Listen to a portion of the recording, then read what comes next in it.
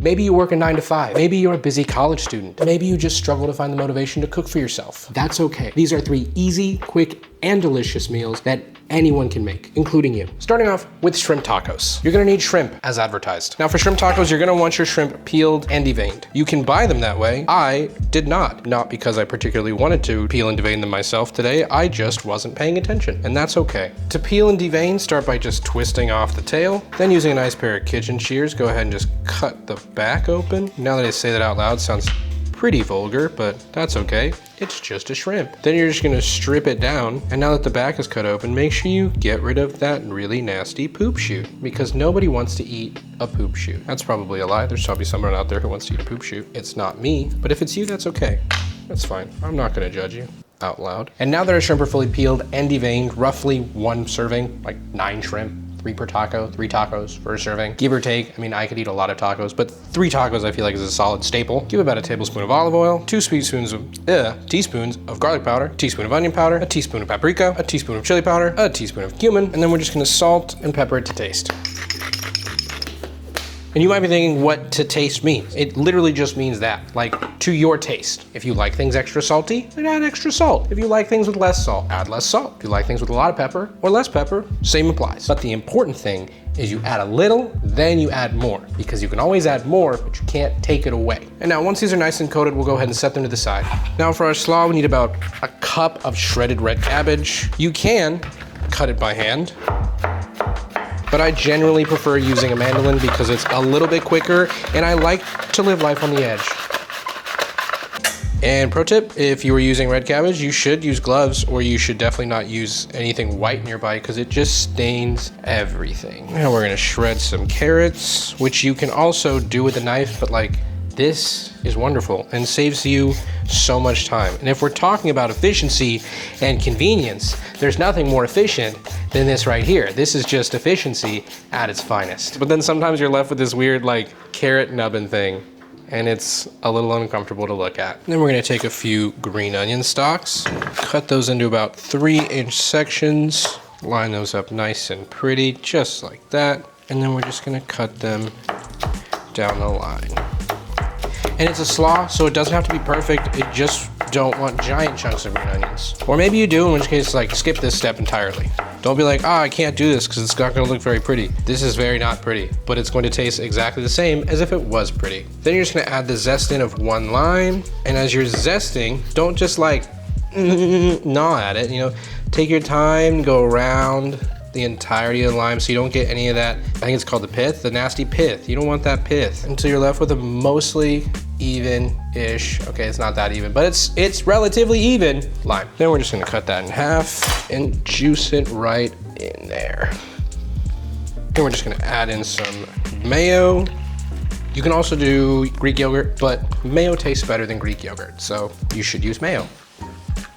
And once that's all nice and mixed, just like everything else, we're gonna salt it to taste. Now to cook our shrimp, stainless steel skillet, get it up to a medium-high heat, and then drizzle in a generous amount of olive oil. Make sure that's spread around evenly, and then just carefully lay in your shrimp. And now shrimp cooks really fast, and then it overcooks really fast, and then you get something that's like gummy and rubbery and not what you want. So stay close, watch it. You only want a couple minutes on one side, and then you flip to the other side, and then like maybe a minute and a half, not too much. And if you preheated your stainless steel properly, then you'll have no issue with movement. It'll all be nice and loose. Also, don't get too close because the fumes will hit your eyes. You don't want that. All right, once that first side is done, go ahead and flip them all over and let them finish cooking. And one way for you to know when they are finished cooking is you're gonna see that shrimp curl up, not all the way. You don't want it to look like this. This shrimp has been overcooked, but this one right here is a nice curvature. It's a nice C. They're not touching yet. The ends aren't making contact. You don't want that. No contact here. And once those shrimp have a good curvature throughout most of them, go ahead and remove them. And for those of you who are hesitant on stainless steel because you're like, it's gonna be such a pain to clean, it is not. Look at that swift wipe. Come on. Come on. And now once you've wiped that out, I'm using corn tortillas. You don't have to, I just like corn tortillas more. You're just gonna want to heat them up in your pan just until they're nice and warm. You don't wanna make them nice and toasty, but you want them warm and pliable. Also, if you have a local like Mexican market close by, go there. I did not go there this time. I just went to the grocery store, but you should go to your local Mexican market, support your local family-owned businesses because that's what good people do. Once those are nice and warm and hot, go ahead and remove and just continue with 3 more tortillas. And now to assemble it all, lay down your tortillas. There's a natural grain with your tortilla, and if you don't want it to break, it helps if you go with and fold on the natural grain. We're gonna put down our slaw first, so that way our shrimp can shine through. And yeah, I went a little heavy on my mayo. That's okay, I like mayo. Then each taco gets 3 pieces of shrimp, then a few fresh cilantro leaves, unless you have that weird cilantro soap thing, in which case definitely don't add cilantro, because then you'd be really disappointed with all the work that you put in and the outcome and taste all soapy, and you don't want that. Just don't do it. And then we're just gonna squeeze on a little bit of that lime juice we have left over from before. And if you really want to spice up your life, add a little bit of cotija cheese to the top. I just want you to know that this is the amount of cheese that you're gonna see on top of these tacos, but as soon as I'm done taking all this B-roll, I'm gonna douse it with more cheese. Easy, delicious, and quick shrimp tacos. Next up, we have grilled chicken sandwich, which I believe is foundational because so many people tell me that they're scared of cooking raw chicken, which is fair because I don't want to get salmonella either. But there's one easy step to make sure you never get salmonella. Don't eat chicken. But you're gonna eat chicken. So here's the second easiest way to make sure you don't get salmonella. Starting off with bacon, thick cut bacon. Take 3 hearty slabs of bacon, lay them onto a sheet tray, voila. And then just throw this in your oven, turn it up to 400 degrees. As it heats up, it'll cook and slowly render down all of that fat, all of that juice without burning it. Next up, we have our chicken. 1 singular chicken chesticle, chicken breast, chicken titty, whatever you want to call it. Now the issue with the chicken breast is that you want to make sure you cook it all the way through, but because it's a leaner piece of meat, oftentimes it means you end up drying it out, which happens. It happens to me. There's an easy way that I find works really well, especially for this particular application, to prevent that from happening. Start laying it flat on your board, and you're just gonna cut it in half right down the center. That should leave you with 2 very thin slices of chicken chest. This way, when we cook it in the pan, by the time that first side is finished searing, you flip it over, sear the second side, it's cooked through perfectly. You don't have to worry about drying out the inside, trying to get it cooked all the way through, and you don't have to worry about overcooking your outside, trying to get your inside cooked through. It's all a mess. This is more or less foolproof if you do it right, sometimes. Starting off with a little bit of olive oil, just rub that in to make sure our seasoning sticks nice and tight. And then I'm gonna go on with a couple tablespoons of garlic powder, making sure to get both sides. And you might be thinking this is a lot of garlic powder, and you're not wrong. I like garlic, especially on chicken. I think with chicken, you need a lot more flavor because chicken in itself, when it's leaner, doesn't have a ton of flavor. Then we're going on with a tablespoon of onion powder, smoked paprika, and oregano. Got it? Then just rub all of that in, make sure everything is nicely coated. You wanna make sure you can't see any chicken left. If you can see more chicken, you need to add more spices. If you feel like you need to add a little more olive oil, just to make sure it all binds nicely, that's okay, feel free to do so. It's cooking, not science. Unless it's baking. If you're baking, then it's a science. Just make sure you pat all of it in, make sure it's totally coated, make sure you've got every single piece, and it should look like this. Beautifully and completely seasoned. In my rubbing of meat, I completely forgot that I need to add salt as well, because salt is important. And pepper. See guys, it's not perfect on the internet. Sometimes you forget, sometimes you mess up. I'm not gonna lie to you. I forgot to add salt, but then I added it right here. I could have faked it, but I didn't. Now we're gonna do a little bit of a salad mix, stick of romaine. I don't like the tops, so I'm just gonna get rid of that. Just gonna cut it into nice little shreds. Move that over to a bowl. Now you can use arugula. I sometimes will use arugula, but I don't want to today because I want a really hearty and crunchy lettuce. Arugula's nice, just not what I'm feeling today. Now you're just gonna thinly slice up about 1/4 of a red onion. You don't need much because a little goes a long way. Ow! Just kidding. I'm sorry, that was a little mean. Now to our lovely salad mixture, we're gonna add in a little bit of olive oil, a little bit of red wine vinegar, a little bit of salt, and black pepper. Go ahead and toss that salad a little bit. And there we go. It should be nice, light, and refreshing. And our bacon is still cooking. We got a few more minutes left on that, so we're just going to quickly slice up some avocado. Did I pick a good one? Oh, I did. Give that a quick peel. Ooh, beautiful. And then carefully slice through that and push. And for a tomato, I'll be honest, I don't really like tomatoes that much, but my wife likes tomatoes, so I always get tomatoes. We should just cut these up into nice little rings. I'm gonna flip so we can get even ring sizes here. I'm gonna move them over to the plate, and then before I do anything else, I'm gonna salt our tomatoes, because if you don't salt your tomatoes, you're eating tomatoes wrong. That's coming from a guy who doesn't eat tomatoes. All right, and after about 15 minutes, 17 minutes, bacon is done. We're just gonna let it cool and cook our chicken. Again, we want stainless steel because it's better.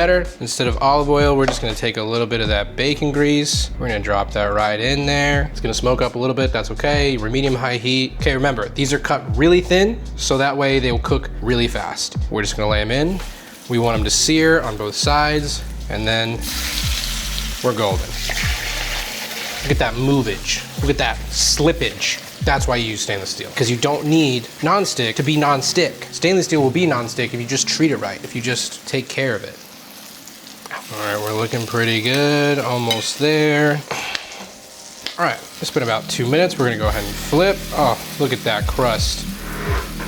That's nice. I like that. That's quality. So after flipping, after letting it go and flipping it a few times, letting your chicken cook evenly throughout, you have access to a kitchen thermometer. You should definitely use it, because that'll tell you exactly what temperature you're at. 165 is like the standard for chicken. I like 160.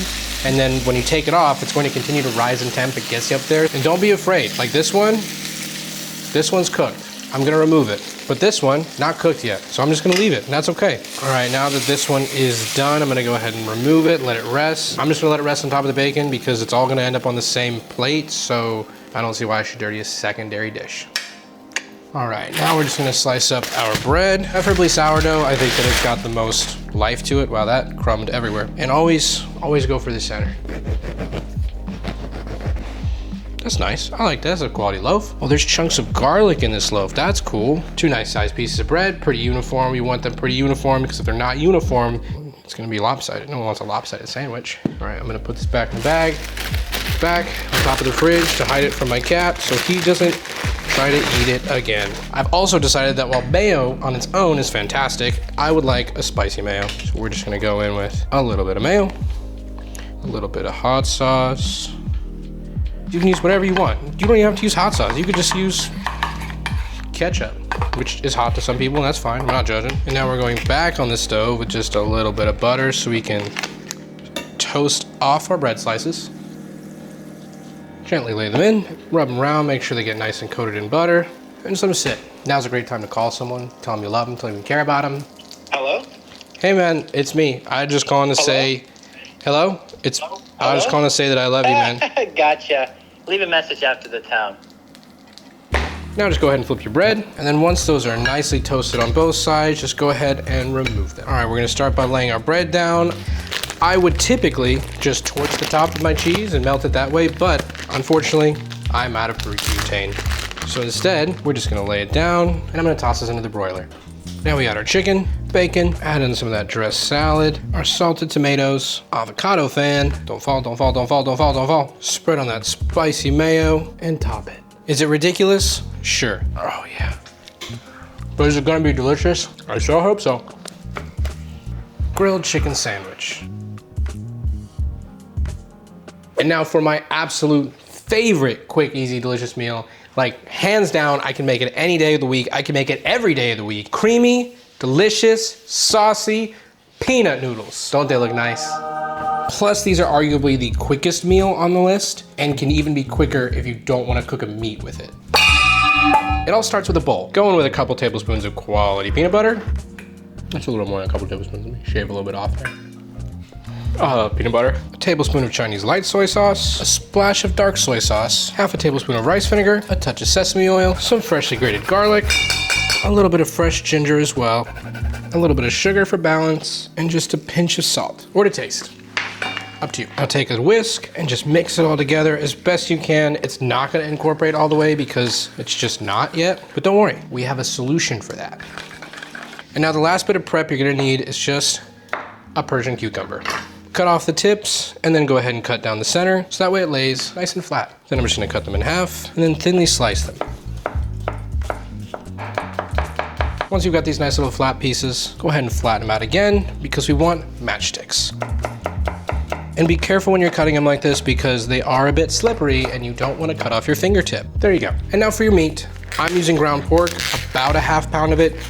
You can use ground chicken, you can use ground beef, you could use ground nothing. If you really want to save time, because this is the most time-consuming part. We're just gonna season with a little bit of salt, a little white pepper, and a little bit of that Chinese light soy sauce. Go ahead and just give that a good mix, make sure it's all nicely seasoned and incorporated, make sure it's all spread. Now to cook your meat, stainless steel pan, preheated, medium-high heat. A little bit of neutral oil just to coat the bottom of the pan. Make sure it's nice and spread. You want even coverage. And once it's nice and hot, go ahead and slide in your meat and press it down, spreading it into a nice thin layer. Because you want maximum surface area to get maximum searage, get all that flavor, all that juice in our meat. Once it's nice and spread, leave it alone. Let your meat sear, let it develop some color, let it build up flavor. If you move it too early, you're not gonna get that crust you want. You're gonna be missing out on so much flavor, and that's just not, you're better than that. And just like that, we're already sliding around. We've got some color. I'm gonna go ahead and start breaking it up. And make sure you scrape the bottom for all the flavor because you don't wanna leave any of it behind. And once it's all nice and cooked, go ahead and remove it. Now fill a pot with water. Not all the way though, because you don't want it to overflow. Now you're just gonna bring this to a boil for your noodles. Now as far as what noodle you wanna use, it can be a packet ramen noodle, it can be a udon noodle if you want something a little thicker. It can be a ramen noodle, a frozen, fresh ramen noodle. Whatever you want it to be, it really doesn't matter, just don't use pasta because it's different. Use an Asian noodle. Now that our water's boiling, I'm gonna go ahead and drop in our noodles. These are frozen fresh noodles, so they're gonna cook really fast. Just cook according to your package directions, and you'll be fine. Once those are done, I'm gonna go ahead and just remove them real quick. Then we're just gonna take that sauce we made earlier, ladle in a little bit of that noodle water, just to thin it out, and mix it all together very carefully because that water is hot, and if it splashes on your finger, it's gonna hurt a lot. Once your sauce is nice and thin, go ahead and taste it. Make sure you don't need any more salt. That's good. Then just add in your noodles and toss them all together. Then to assemble, go ahead and pick up your noodles and let them drape. Then you're just gonna lay them in and fold them over. Do that until you've got all of your noodles in the bowl. Then sprinkle on that ground pork around the edge. Drizzle on a little bit of chili oil and finish with those sliced cucumbers. And there you go, creamy peanut noodles with pork and chili oil. I'm telling you, this is the meal. Oh yeah, there's no reason you can tell me that you can't make this. You can make this. Thanks so much for watching. Don't forget to like and subscribe, and I'll see you soon.